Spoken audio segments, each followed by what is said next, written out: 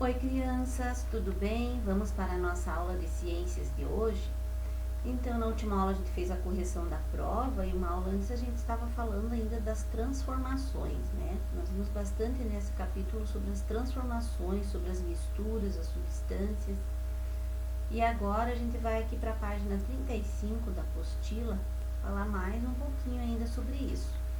Esta página 35 vocês vão resolver e vão mandar como tarefa para a prof no positivo on, tá? É de acordo com tudo que a gente estudou ali sobre as transformações.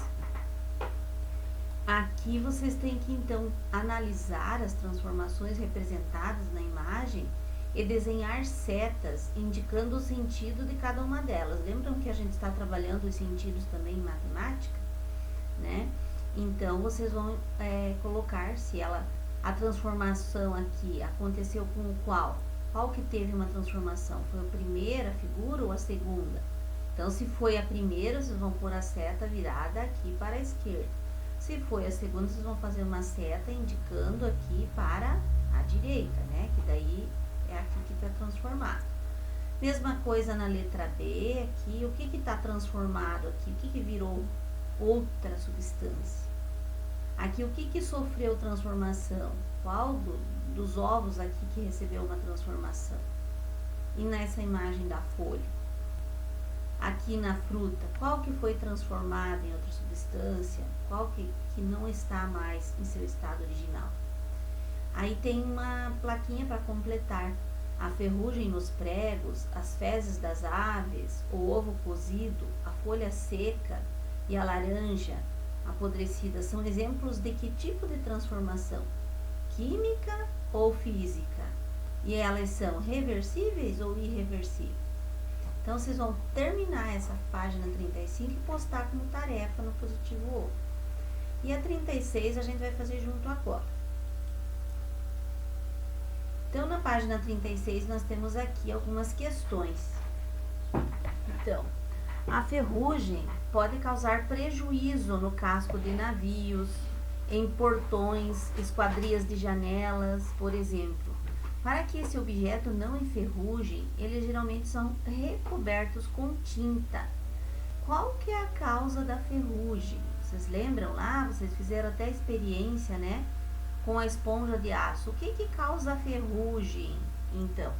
Então, agora nós vamos responder aqui, de acordo com nossos estudos, de acordo com o que a gente fez de experiências. Então, a gente já sabe que é o contato do ferro com o oxigênio e com a umidade do ar.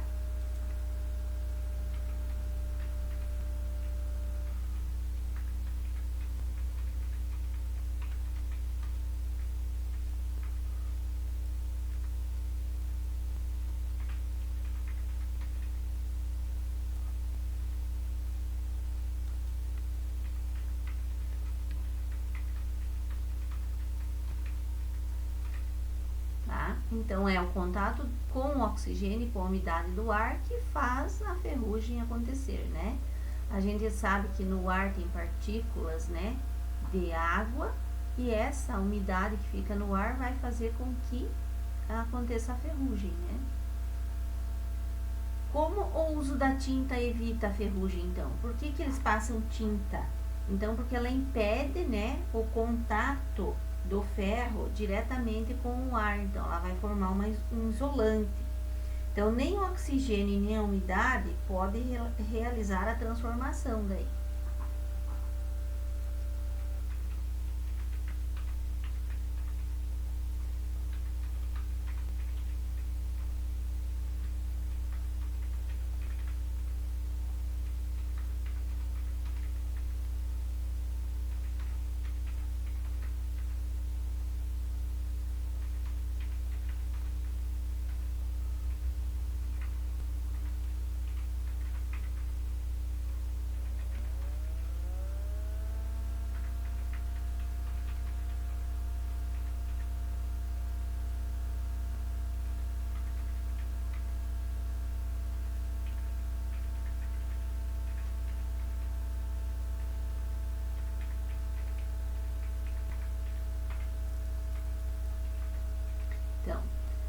Vamos ler novamente como ficou. Porque ela impede, né, a tinta impede o contato do ferro com o ar e assim nem oxigênio nem a umidade do ar podem realizar essa transformação, que é a ferrugem.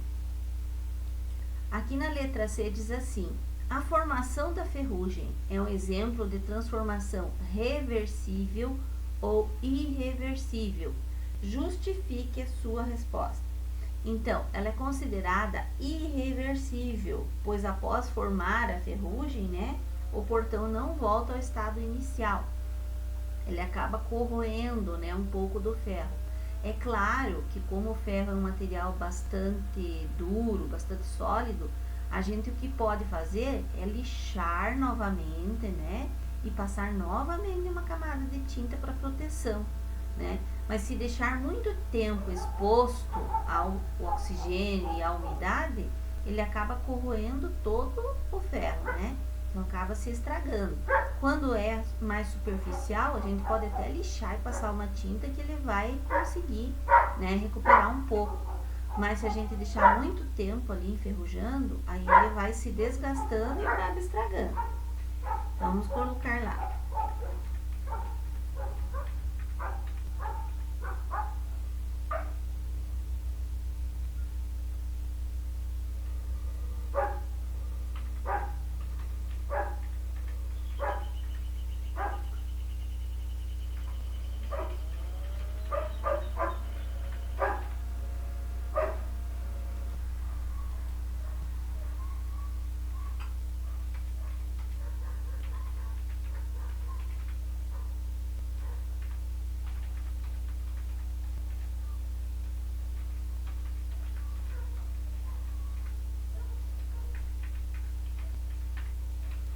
Então, como que ficou? Irreversível, pois após formar ferrugem, o portão não volta ao seu estado inicial.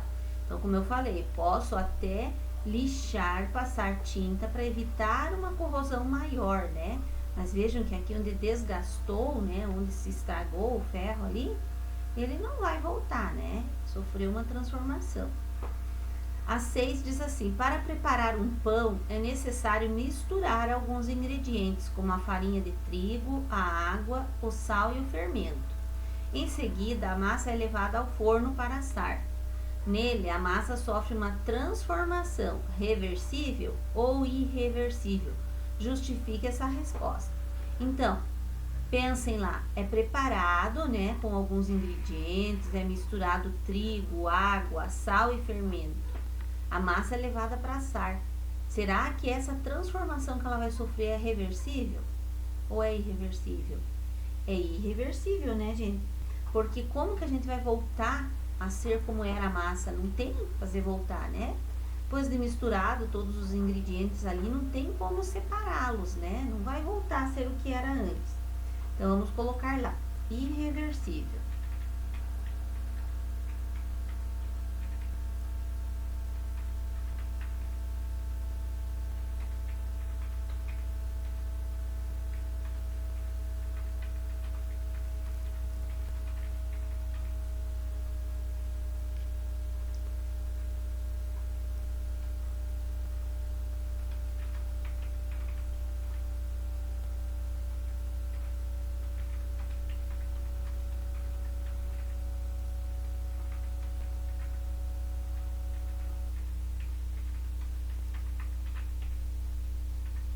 Então, é irreversível, pois após o cozimento, né, a massa não pode voltar ao seu estado inicial. Agora na 7. Carlos pingou uma gota de iodo numa substância de cor avermelhada sobre um pedaço de batata crua. Observe a representação de como a batata ficou. Vejam lá. Descreva o que aconteceu indicando a cor que o iodo apresentou ao entrar em contato com a batata. Então, podemos colocar assim, né?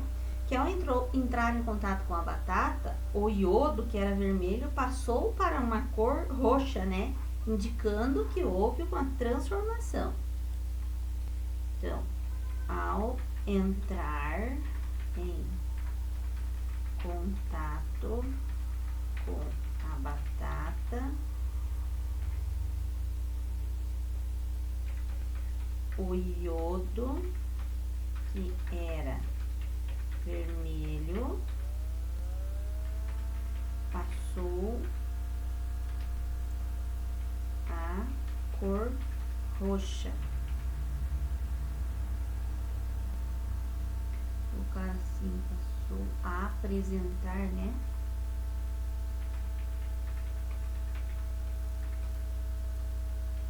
A cor roxa. Indicando que houve uma transformação.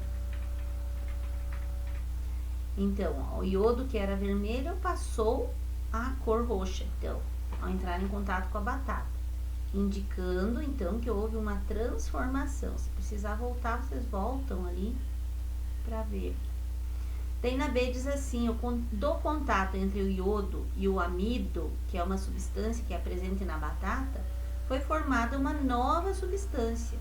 Classifique os tipos de transformação: química e física, reversível e irreversível, sofridos pelo iodo, explicando sua resposta. Então, vamos colocar assim, ó, que houve uma transformação química irreversível, porque quando misturou, né, o amido com o iodo, houve uma transformação química, né, que é irreversível, não tem como separar. Pois houve uma formação de uma nova substância, indicada pela mudança de cor da solução do iodo, a qual não retoma a cor e nem a composição após essa reação. Então, vamos colocar assim, uma transformação química e irreversível.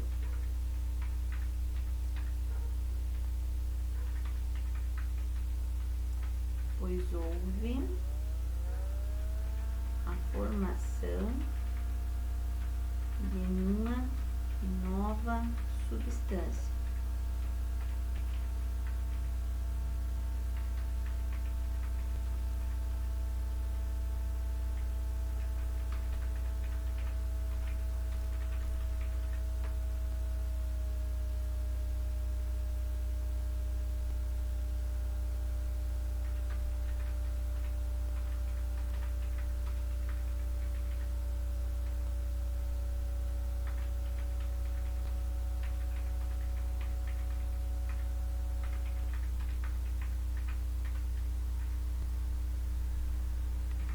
Então, vamos ver como que a prof colocou aqui, ó, para vocês entenderem. Foi uma transformação química irreversível, pois houve a formação de uma nova substância, indicada pela mudança de cor, que não vai voltar à cor nem à composição original depois, né? Então, se eu esperar passar o tempo ali da reação e querer que volte, a composição original não vai voltar, certo? Então, não esqueçam da tarefa da página 35 de postar para a prof no positivo on como atividade da semana, tá? Então, beijo, até a próxima aula.